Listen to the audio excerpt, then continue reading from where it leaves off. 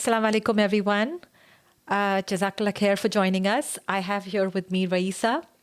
Um, should we give it a couple of seconds, Raeesa, for people to join in?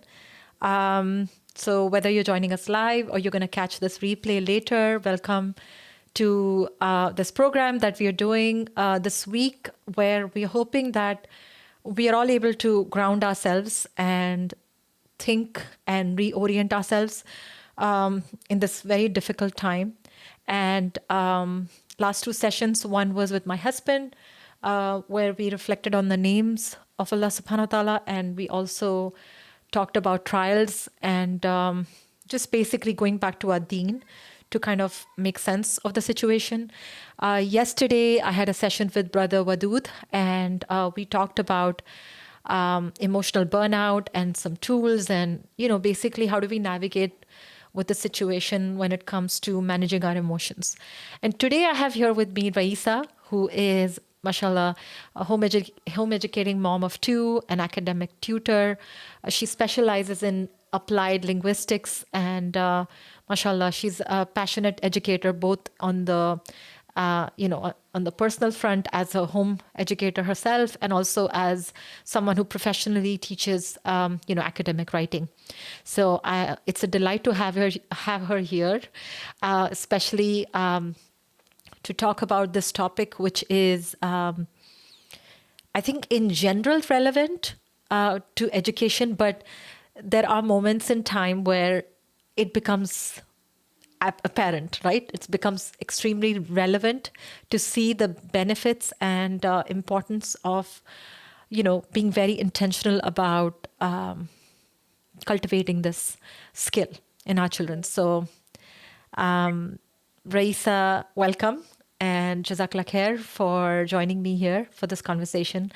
I just hope to, just talk to you about this, and just I want you to share your passion for the subject, and what makes you prioritize this in your home, and what your thoughts are, based on your observations, both at home and on the professional front. Yeah, Assalamu alaikum, Alaikum firstly. assalam.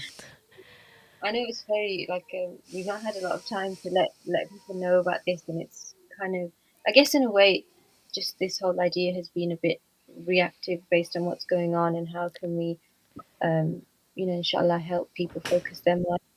So it's inshallah, I'm hoping it will reach people and it will be of benefit, because at the moment, Yes, just people have to process so much that's mentally, true. and they don't even have space and things like that. But inshallah, we'll the point of it at the moment is to try and make the connections and the lessons, Yes, what's happening now and yes, why it's important. And even like right now, why it's important, not after the fact, or not like, as a long-term plan, but even in the immediate, like when we're speaking to our children, right, it's important to speak to them in a way that they're thinking critically, like they're not just being told, right, everything. They're not being fed information, right, even if it's the correct information and it's the truth. right. We need, like, make sure that they are feeling that they've come to that understanding, and because then it's firm, like, it's a That's true. realization and things like that. So Yeah. it's even important with everything now that's going on. Right, right. And I think I like what you just said about, like, it's an affirm thing for them rather than just information that has been just planted. Because Mm, when we think critically and we conclude for ourselves, we kind of like possess it, right? It's yeah, a different relationship with the information or with the knowledge. I think it goes from being just information, which we have a lot of, and it turns into something that is true knowledge, because it's you've accessed it in a different way, you've processed it in a different way, right? Is that yeah, what you meant?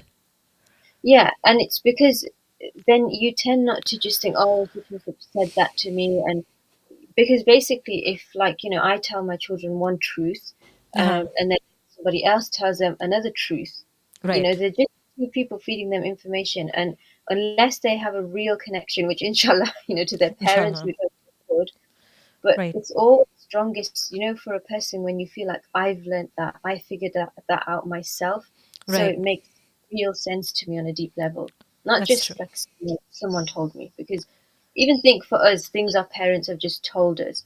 There are many times in our life when we might read something or learn something and challenge just because Yeah. our parents. It's like it doesn't mean it's Yeah, it's you know. tested. At some time or the other, it will be tested. And Yeah, I think it's so important to understand for us, like it's not just, and especially I think for home educators, because sometimes we can think, assume that, since we don't have any competing, conflicting ideas naturally presenting themselves, it's easy to assume that we have, if we just go without the approach of, I'm trying to build critical thinking skills and we just are focused on the information imparting, mm, if they have not really accessed it in that way, the way we described a few minutes ago, any kind of a challenge, which they will inevitably have, as they yeah, grow up, there will be ideas that will be in direct conflict with what we are trying to impart in them. And if they don't mm, have the tools, it could just become like, it just pick up and leave, whatever is popular or whatever is the dominant idea. So, yeah, their identity cannot be, or their knowledge cannot be rooted in what is the most dominant idea they're surrounded by, right? yeah, Because what is dominant at home will get replaced by whatever is dominant, probably at the university or wherever they live or wherever they go. And that yeah. does not mean that they are a strong Muslim. That would be a very weak identity. Mm, yeah.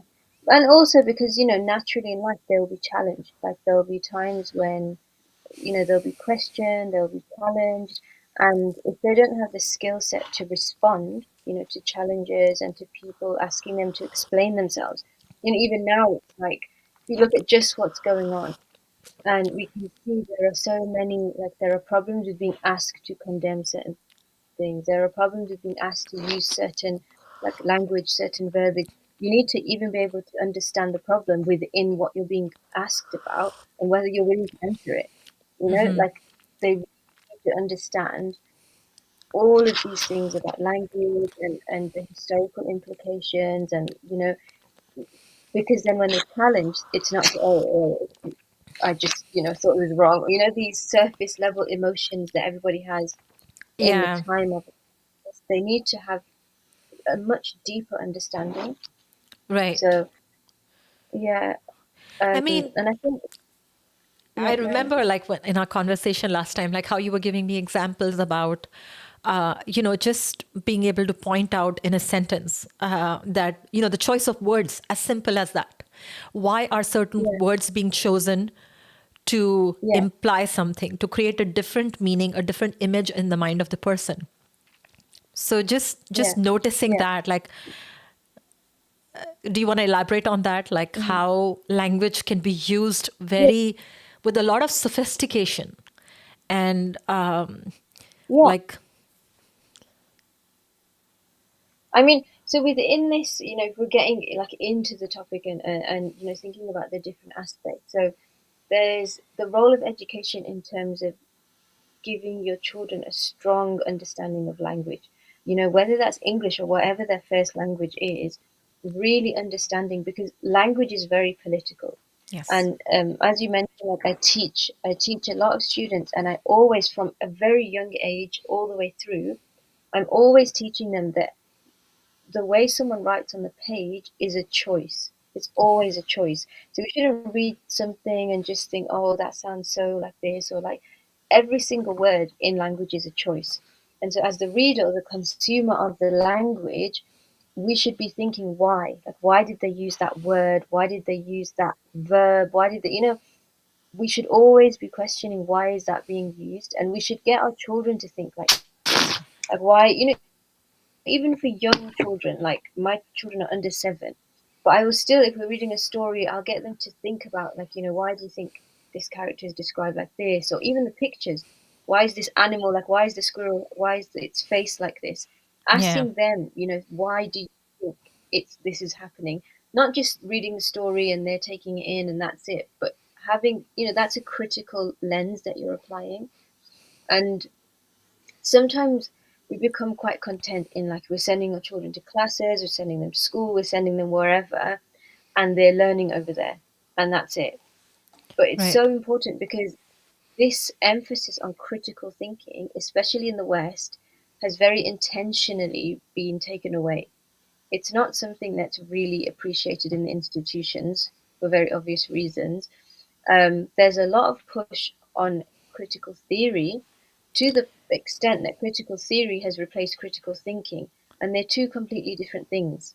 Like they are just completely disconnected. Um, and so, it's a case of us as parents, our children are going to different places and they're going to their classes and so on. They should come home and we should be having those conversations with them. We should be asking them, like, what did you read? What did you think about Raisa, it? And so on. Raisa, I think we may Yeah. be on the wrong stream. I think this is not the right stream. Is it okay if I just stop this and start it all over again? I think we are not streaming to the page where we are supposed to stream. This Okay, is this inshallah. has just become like, I think a lie. I don't know where is it streaming. So Okay, I'll just inshallah. If you start don't, again, inshallah. Yeah, sorry.